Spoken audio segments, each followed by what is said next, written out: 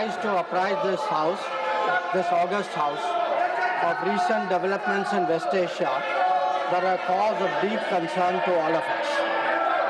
Nothing will go on record except the minister's statement. As honorable members are aware, this round of conflict started on 28 February 2026.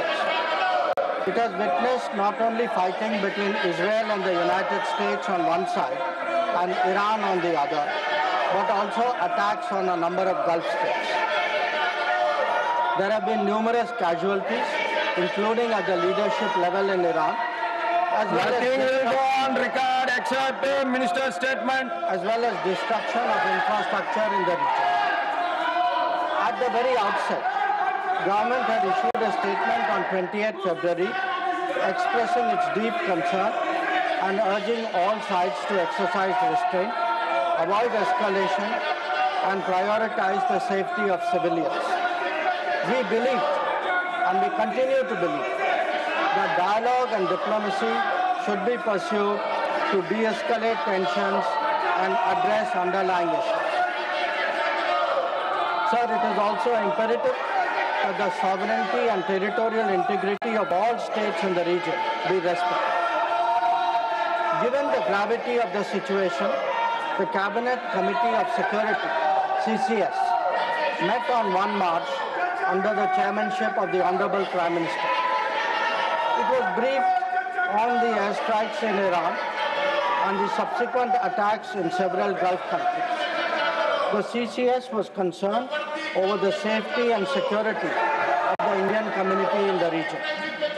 It also focused on the implications for regional security and for economic and commercial activities. The committee was apprised of difficulties faced by Indian travelers transiting the region and by students appearing for scheduled examinations in these countries. It directed all concerned ministries and departments to take appropriate measures to respond to these problems. Honorable Prime Minister continues to closely monitor emerging developments, and relevant ministries are coordinating to ensure effective responses.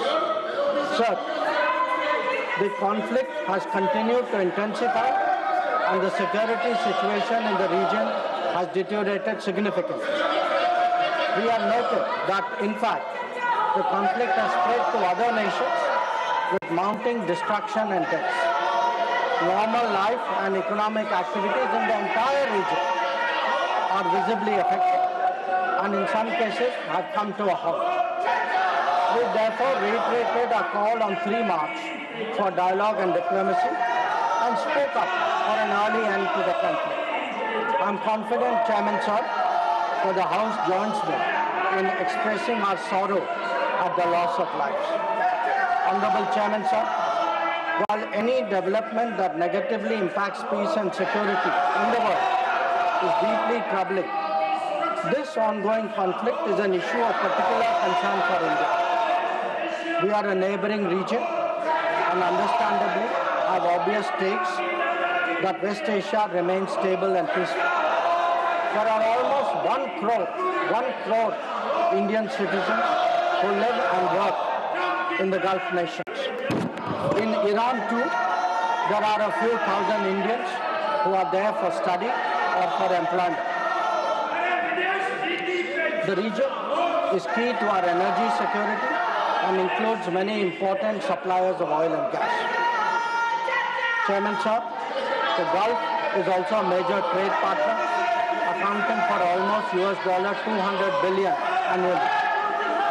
The House is also aware that in the last decade, there has been significant investments from the region into the Indian economy. Therefore, serious supply chain disruptions and climate of instability that we perceive are serious issues. Furthermore, these include attacks on merchant shipping, where Indian nationals often constitute a large proportion of the crews. We have sadly already lost 2 Indian mariners and 1 remains missing in such incidents. I know that the House joins me in condoling their deaths. Honorable Chairman Sir, government has been assessing the situation in West Asia continuously since the 12-day war in June 2025. We noted the indications of growing tension and cautioned the Indian community in Iran accordingly.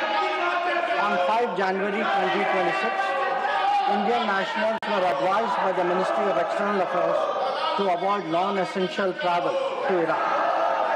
Those already resident there were urged to register with the embassy, exercise due caution, and monitor the embassy website and social media handles.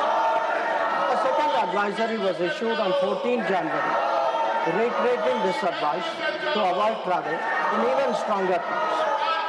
The Directorate General of Shipping, Mumbai, in parallel, issued its own advisory on 14 January for Indian seafarers, asking them to follow embassy advisories and avoid unnecessary movement ashore. Recruitment and shipping companies were asked not to deploy or send Indian seafarers to Iran. Sir, reflecting our assessment of the evolving situation, the Indian Embassy in Tehran issued another advisory on 14 February, urging Indian nationals, including students, pilgrims, business persons and tourists, to leave Iran by all available means of transport, including commercial flights. They were asked to contact the embassy for any assistance and provided with 24/7 helplines. This was again reiterated in strong terms through another advisory on 23 February. Some heeded these advisories and have left the country. However, many others have disregarded them and remain in Iran. We are also in touch with our fishermen who operate out of Iran. This was the situation till 28 February 2020.